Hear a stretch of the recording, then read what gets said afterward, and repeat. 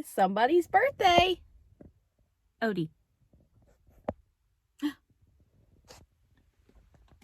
Is it your birthday? It's Odin's birthday. He turns 3. Good morning. Hello. It is Tuesday. I just got back from grabbing him a pup cup from Starbucks, so I'm going to give that to him in just a minute.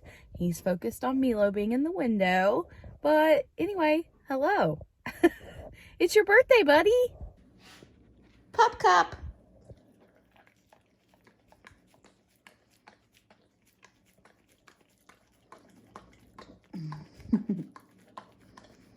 Okay, hold on.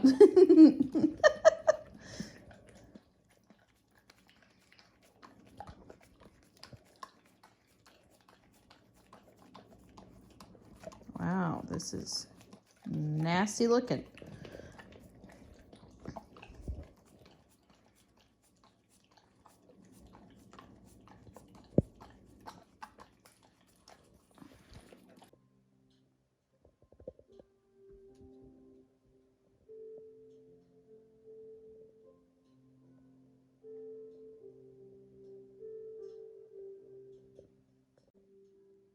I have a foot bandit in my midst. He's trying to grab my feet. I should have never played with him like this when he was a baby. No. Stop, you hurt. Zuko. Currently reading. Ow. Yeah, just lay here. Currently reading Window Shopping by Tessa Bailey, and it is so cute. Really cute. Hello, everyone. Happy Thursday. Coming to you feeling a little less for wear. Is that the phrase? I can't remember. Worse for wear. That's what it is. So, hello. We have almost made it to Friday. Thank the Lord. I've not vlogged in a couple of days, although I have been super productive and done a lot of reading, which I'll catch you up on in a bit, but I have some things that I want to haul first. Let's see, Tuesday, I had to go to an event that evening for my mom, so I did not vlog that. And then last night I had to work at my part-time job. So anytime I have to work like that, I'm exhausted by the time I get home. So I'm like not productive at all. But anyway, okay. So I'll do my first thing, which is not bookish related, but I think if you've been here with me for a while, I also love Disney and Loungefly. So Loungefly is very accessible, at least in my opinion, like compared to Dooney and Burke's, which I used to collect those, but they're extremely expensive, especially compared to Loungeflies. So we have a little bit of an obsession, I would say, with collecting Loungefly. So this one was a recent pre-order, and there's a lot of small shops now that do like their own, like they work with Loungefly and come up with their own designs. So this is, if you've ever seen The Emperor's New Groove, this is Kronk and Yzma in their little like roller coaster car when they're going to their like hidden lair. On the back, you'll see it says Yzma. Let's see. It says Yzma, put your hands in the air. I don't know. Kronk is one of my favorite like side characters. He cracks me up every time. So let me see if there's a funny, no real design. Sometimes there's a fun design on the inside, but not on this particular one. So anyway, I just wanted to share because I feel like it's just perfect for Disney. All of them are. I don't know how I'll ever choose or dictate which bags I bring with me on my trip in January, but we're gonna have some fun. Okay, now let's get to like the actual book stuff that you probably are here for. I got some new prints in. You know how I do. I've had to make a whole new print wall in my room. So I wanted to make a wall of prints, which I'll show you, and I wanted to frame them. Well, that would cost me a fortune to frame them because there's so many of them. So I just gave that up And we're doing the same thing that I do in here, where I use putty on the wall. These are from, I believe it's Rio Burton, but I'll put her information down below. And these are ACOTAR related. The first print is a Farah print, which I love. Anything that shows like her back tattoos and her arm tattoos, I think they're stunning. I adore this print. She's done some prints recently for A Touch of Magic Designs, which is kind of where I like found her name and started following her on Instagram. But I'm obsessed. I love her art style. It's really good. A couple little cards from the shop, and then I got 2 little smaller prints. So the first one is A Court of Silver Flames, and we have Nesta with the sword. And then this one is Farah and Reese, which I don't know, I just love that one. So definitely can't wait to put those on the walls. That is the prints that I got from her. Then we have a couple more prints from A Touch of Magic Designs, which I have been buying from them since their inception, like last year at some point. Maybe it was the year before that. I don't know. I've been buying from them, I think since 2020 at least. I randomly was like, somehow found their Instagram shop like right when they first started doing things. And I love it. They do art drops like every month basically. And do I buy them pretty much every month? Pretty much. Yeah. Okay, so the first one was the free print. So if you spend, usually it's 60 Australian dollars, because she's an Australian based company, but they ship from the US. So it's usually around like $43. Then you'll get a free print, which this month's free print was this Aylin print that is also by the Rio Burton Designs, so who the previous prints were from. And I have the companion print, which is Farah, so I really hope they're going to do a Bryce, because I mean, I feel like you would have to, right? It's the same look. So, and then we have a Bryce and Hunt piece, which I love. I feel like I haven't had a good Bryce and Hunt piece in a while. And then, new series obsession, The Plated Prisoner. Oren, I'm so excited to have more art, or like art in general of this series. It is one of my like favorite series of 2021. I ordered the bookish box, did hardcovers of it because it's kind of a Kindle Unlimited series. And there you can buy, like, I think you can obviously buy the paperbacks on Amazon, but I wanted hardbacks, as I do. So the bookish box, those will ship, I think, in February. But, oh, I love the Plated Prisoner series. I cannot wait for the 4th book in May. I adored it. Milo, what are you doing? And then, oh, this is good timing because I was going to talk about this. But we have Gabriel de Leon. Like, that's how I feel like the narrator says it so fancily, and I always am stressed out about how I'm going to say it, which I feel like I nailed that. Because he has an accent. This is a double-sided print of the Last Silver Saint. So this is Gabe. He is the Dark Lion. He is so cool. This is The Empire of the Vampire by J. Kristoff. A new great fantasy. Definitely a intense fantasy, like I have said previously, and I'll talk about in this video what that book's about. But yeah, this is Gabriel, and I love having some art of him to add to the wall. And then last but not least, we have Lorcan and Alid, Throne of Glass. We love to see it. So those are the prints that I have to add to the room. Up next, we have a couple books that just came in the mail today from Amazon. Up first, a romance. Are you surprised? I'm not. Tessa Bailey has become one of my new favorite authors. I just finished another one of her books yesterday. This one is Fix Her Up, and it's, I think, one of 3 in like a companion type series. And I've read the 3rd one, Tools of Engagement, which was great. So this is, I think, technically the first one. So I'm excited to read that one. I really forgot about the series, but the more I think about it, the more I'm excited to read this. This is Cytonic by Brandon Sanderson. don't we love this art of Charlie Bowater? Ugh! So this is the third book in the Skyward series. Definitely sci-fi, definitely fantasy, YA fantasy. Great series. So intriguing and interesting. It happens obviously in space, sci-fi. And I'm going to prioritize this one pretty quickly because I want to kind of, while it's somewhat fresh on my mind, I want to finish the series out so I don't have to reread all of them, which wouldn't be a bad thing necessarily, but sometimes I get screwed when I have to read 2 books ahead of the third.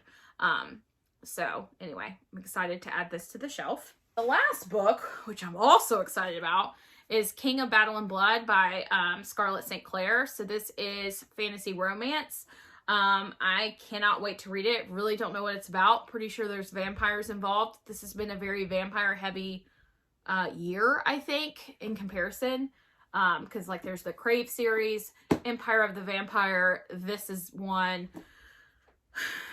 I don't know. I just feel like there have been quite a few, like a resurgence of vampires, if you will. So those are the ones I got off Amazon. And then lastly, we have an Illumicrate box. So this is the November box that had some like massive issues in customs. I didn't end up having to do anything. I just kind of went with it and was like, whatever, it'll get here eventually. So there was a pen in here, I think, like a PEN, like an actual writing pen that I think like caused some massive issues in customs. Not really sure, but let's see what's in here. So this box is the Death and Fortune Illumicrate box. I struggle with paying for Illumicrate. I'm not going to lie. I do it because I want access to their sales early, but they are hard to, I would probably skip several of these a year. But they don't make it easy because you actually have to email them and it takes some time. So I struggle. I really, really wish that they would get a US based like distributor because it is expensive because these come from the UK. So it's in pounds and that has to convert to USD. So, I mean, it gets pretty pricey. Like this is a pricey box. And I don't always know or care about the fandoms because they definitely pick a wide range, which is great. But then I haven't always read them. So, this is a teacup.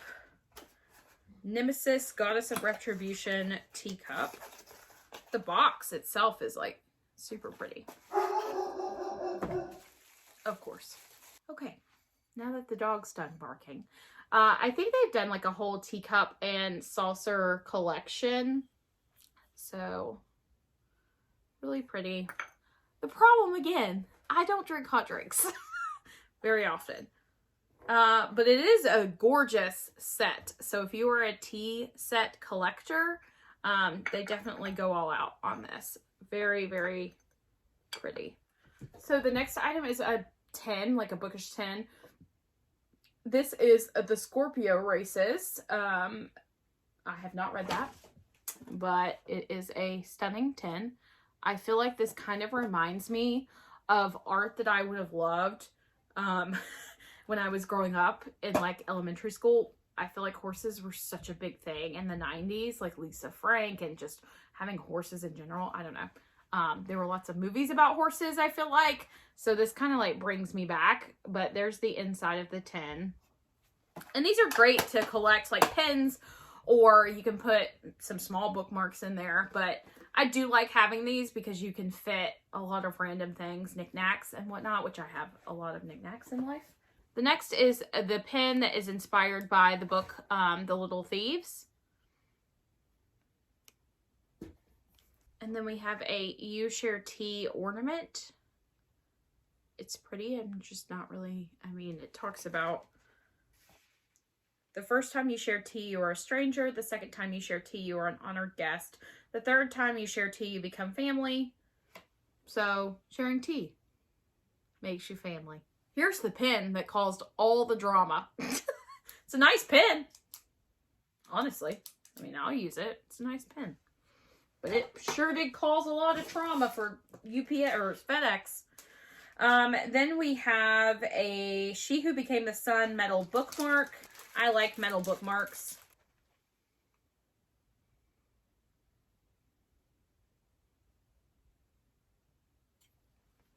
Very pretty. And then we have a Smog inspired, so Lord of the Rings inspired book sleeve. So this is like actually to put books in. Is it upside down? Yes. Here we go. Sorry. Now, I'm not a big Lord of the Rings fan, but I have a best friend who is. So this will be going to her to cherish because I know that she would love this a lot more than me. I mean, it's gorgeous.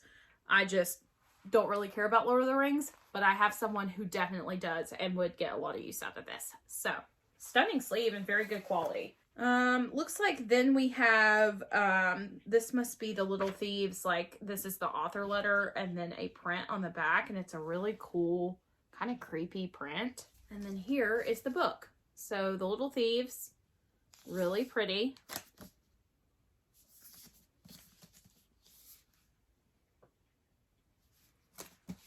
It has a signed book plate. Oh, whoa. I forgot about this. So I'd actually like seen some spoilers.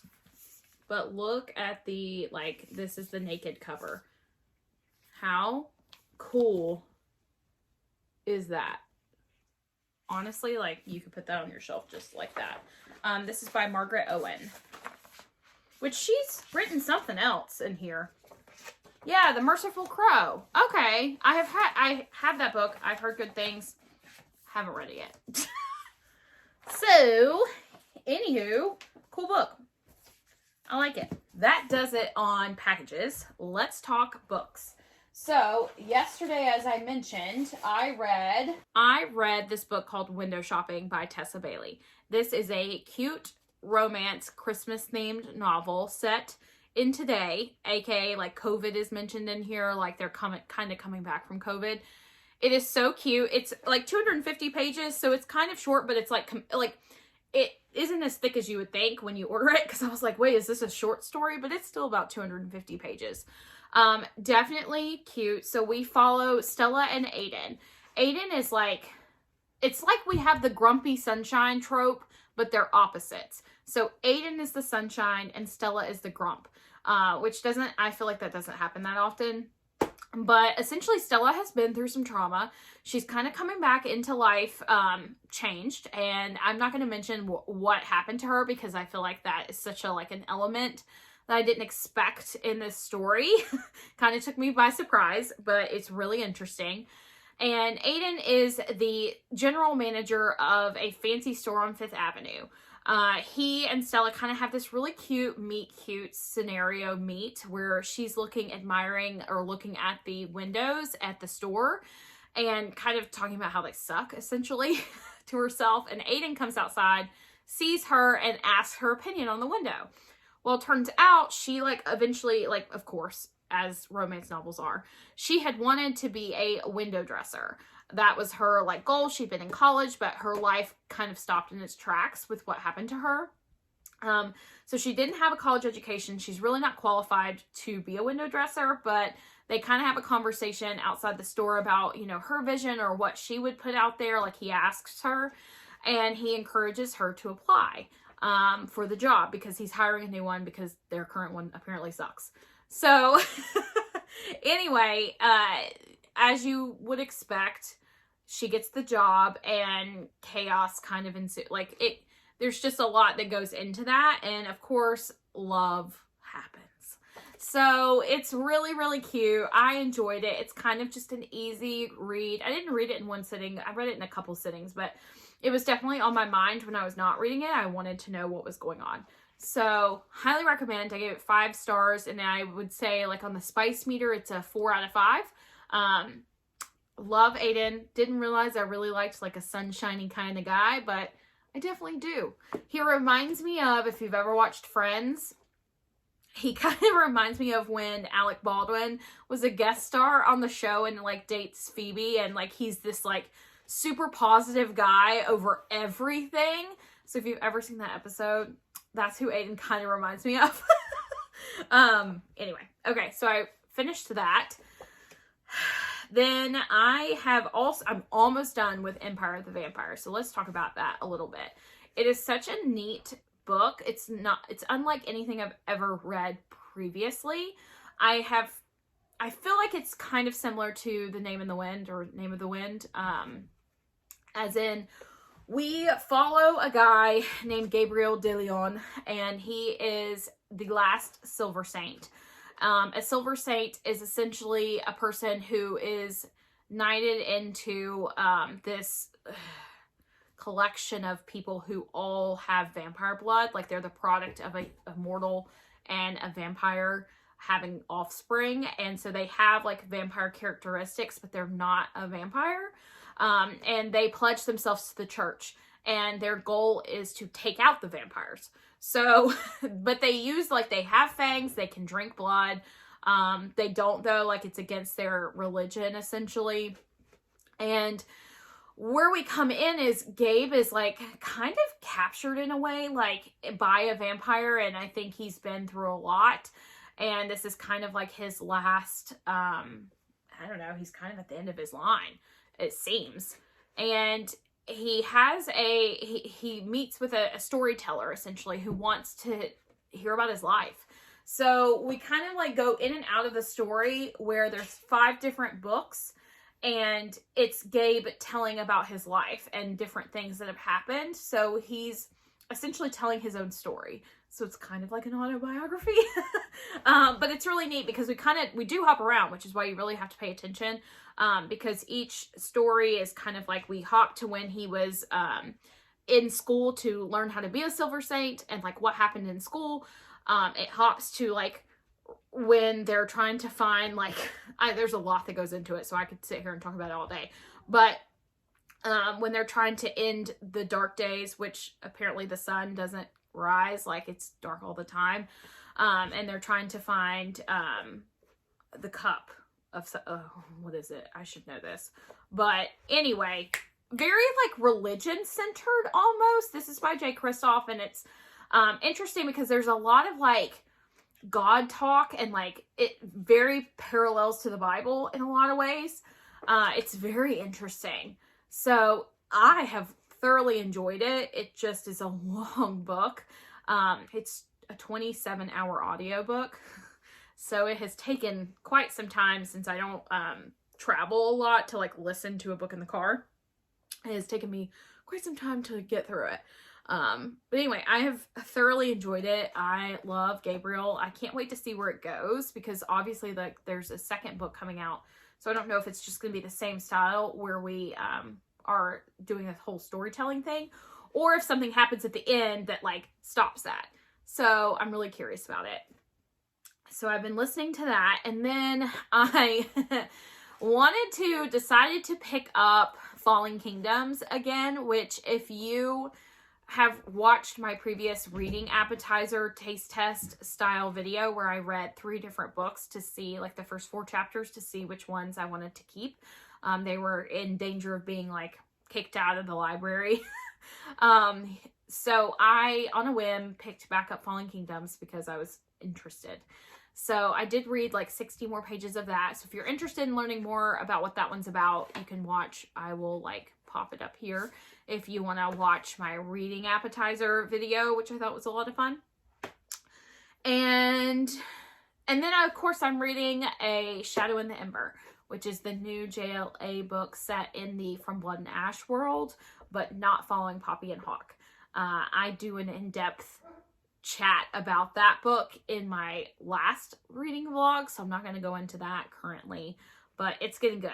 Like, things are picking up a little bit. I'm intrigued to know where it's going to go, but low-key annoyed that it's very, very similar to From Blood and Ash, but I'm just curious if that's on purpose, you know? So, and then I'm still reading The Brit, which I'm not that far into it. Still don't feel good enough to give you a synopsis on it because, again, I'm only like 10 pages into it on my Kindle. Not far. Wow. I feel like I have been talking for 10 years. But that is that. That's what we're doing. That's where we're at. I don't know what I want to pick up right now, but I feel like I kind of want to read maybe. I don't know. We'll see. It's only like 6 o'clock. I actually might do a quick workout and then pick up a book. I'm still kind of reeling from Kingdom of the Cursed. That was really good. That was a good one. So, here we are. Zuko, is this what I have to deal with? Zuzu, why are you in the box? It's late. It's 11. Oh, I guess it's not that late. It's like 11:13. I just finished the new Hating Game movie. It was so cute. I really enjoyed it. If you're not familiar, the Hating Game is based on a book by Sally Thorne that I read last year. It was in my like top reads of 2020. So good. It's on Amazon Prime. I had to pay. I own it, so like I bought it. It was $8.99, which I don't know. I didn't care. It was good. It was so cute. I can't wait to watch it again. Really, really well done. I just enjoyed it. So anyway, check it out if you haven't. I love when he lays like this because he's so weird and his little like teeth. He's kind of like a little vampire because his teeth don't really fit in his mouth. So they're always like sticking out. Zuzu, what are you doing, buddy? Zuko's lost some weight. He's probably lost like 2 pounds, which for a cat is quite a bit. He was on a diet, or he still is, but he was 17 or 18.1 or 17.9. I don't know. He was on the cusp. He's a big cat, but he was a bit too big, and I was a little worried about his health.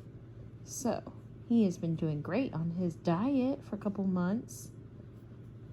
And I think he actually feels a lot better too. Don't you, buddy? You feel a lot better. And I love it when his little, like, teeth are coming out. Yeah. Yeah, how you doing? You're so sweet. What? You sweetie boy?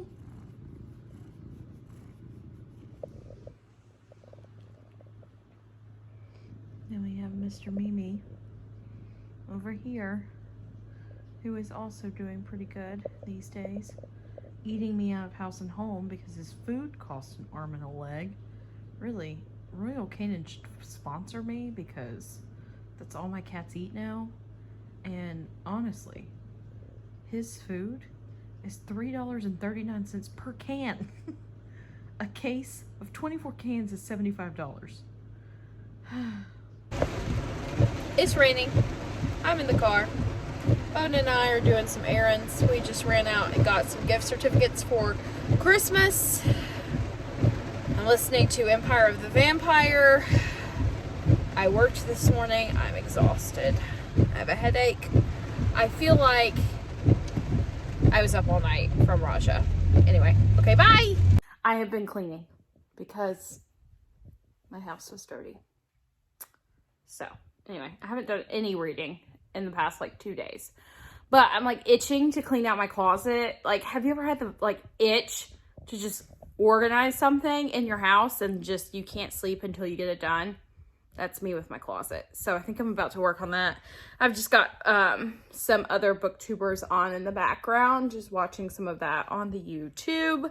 And I think I'm going to work on that before I like officially sit down, relax, and read. I really kind of want to read the Brit. So when I sit down to do that, I'll give you like a synopsis because I'm significantly further in that book now. So I feel like I can talk about it more.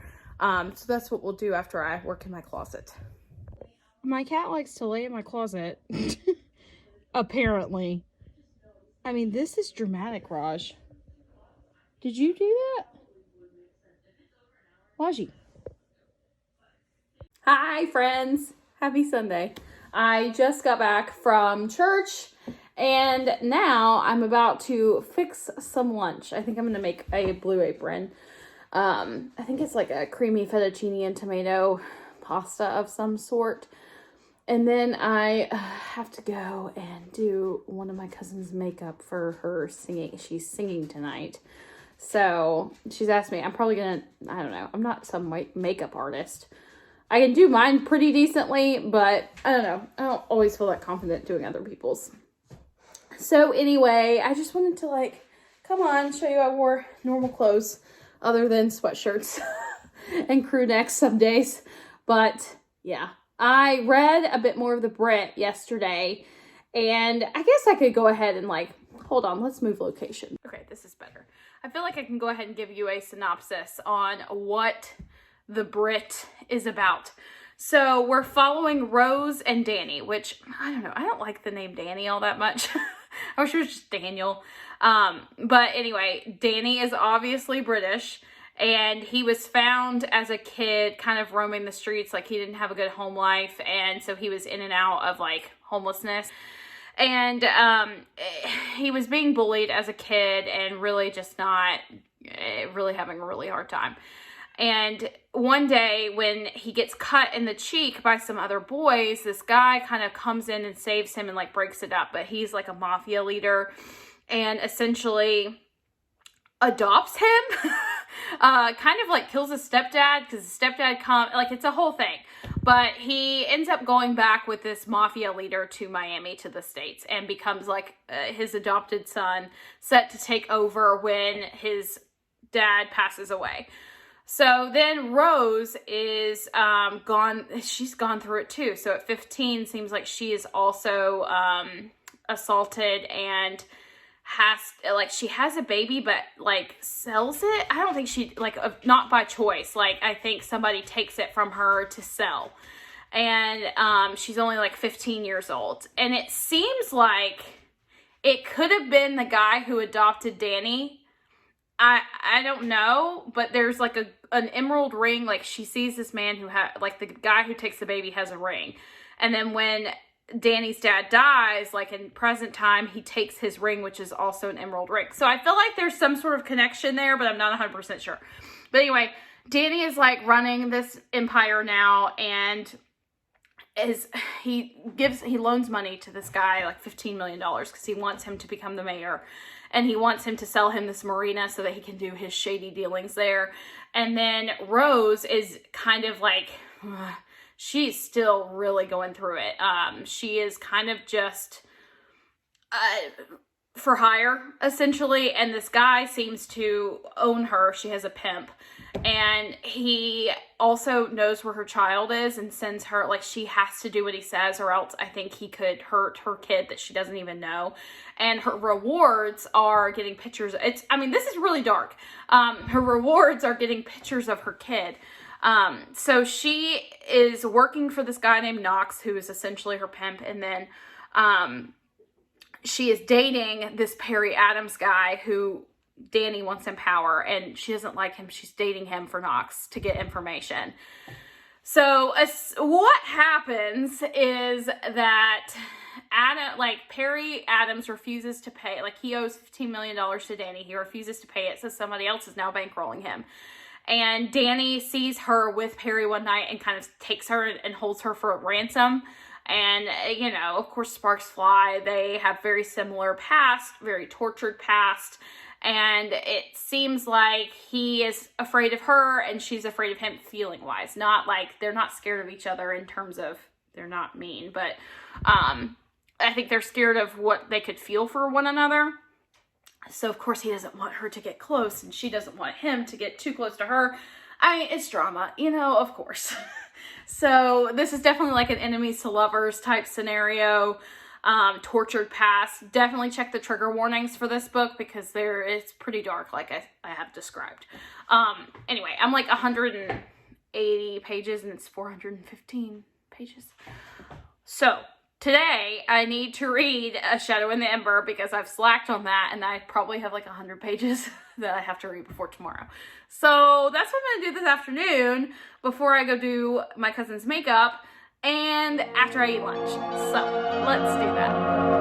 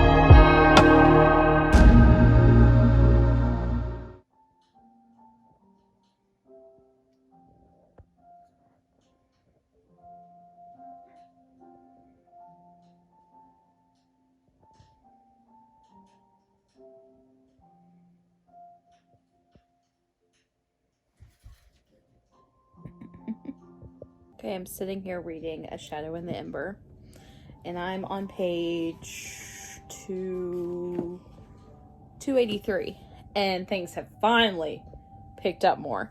I was honestly a little bit bored here in like the last, like, I don't know, 50 pages. But things really took a turn, let me just tell you. It has gotten good. Sarah is such a badass. She's so cool. I like that she doesn't hold back. And I'm so glad that we're not doing the whole, like, shock, like, super shock factor about the reveal of who Ash really is. Like, I'm glad it's not kind of like the same type of reveal that was in From Blood and Ash. So, anyway, I'm going to keep reading because I think Bethany wants to add more chapters because she's already finished. And I'm like, okay, I got to catch up then. We meet tomorrow night. So, I think she only wants to add like a couple more chapters to read. So, meaning, I still have like 70-ish pages to go to catch up to where we're supposed to be for our book club. But I guess I'll probably have like 100 at the end of the day. I tell you, JLA, she cranks it out. She really does. And I'm here for it. I will keep reading these. Even though they're essentially like the same story. I don't care. Because it's just so good. It's so good. She writes a mean romance, man. She really does. Mean romance. I'm just sitting with the cats. Because they have been on my nerves. Okay, bye. I've changed locations and I have now finished my section of Shadow in the Ember. So I'm around page 391 now. So chapter 28 is where I stopped. And it has gotten real good. Finally, we're at the part that I love, which is, you know, kind of the more romance aspect, or the two, you know, the male and female counterparts like being together all like in the same area consistently, so we get that banter that JLA does so well. I will say what is annoying me is it feels like Sarah is like a carbon copy of Poppy, to the point like the whole question things, like that was something that Poppy did in those books, is she constantly asked questions and it was kind of like a joke among the group, but it was also a way to like do world building. And it's kind of the same thing, like Sarah's doing the exact same thing, and it's commented about, you know, that she asks questions, and I don't know, it just kind of annoys me that it's like the same aspect, and there are other ways to world build without having to do it that way. I mean, just ask the question, and I don't think it has to be commented on. Like, we don't have to say, oh, I'm full of questions all the time, like swirling around. I mean, we get it. There's a lot of questions. Anyone would have a right if they're switching from the mortal world to like the world of the gods. I mean, I'd have a lot of questions. So anyway, that is like one thing that just kind of annoys me about it, is it just feels very like, well, okay, could we not have given her a different personality trait? Anyway, I still love it. I'll still eat it up. It'll probably still be 5 stars for me. I mean, whatever. No judgment. It's cool. But I did want to go ahead and end this vlog for the week. I have no idea what is even on here, but thank you guys so much for watching, and like, comment, subscribe if you would love, like, I would love to have you here. Yeah, so anyway, I'm tired. It's like 10:45 and normally I'm getting ready for bed, but I'm staying up a little bit later tonight. So anyway, okay, love you guys. Talk to you in probably tomorrow when I start a new weekly vlog. Okay, bye.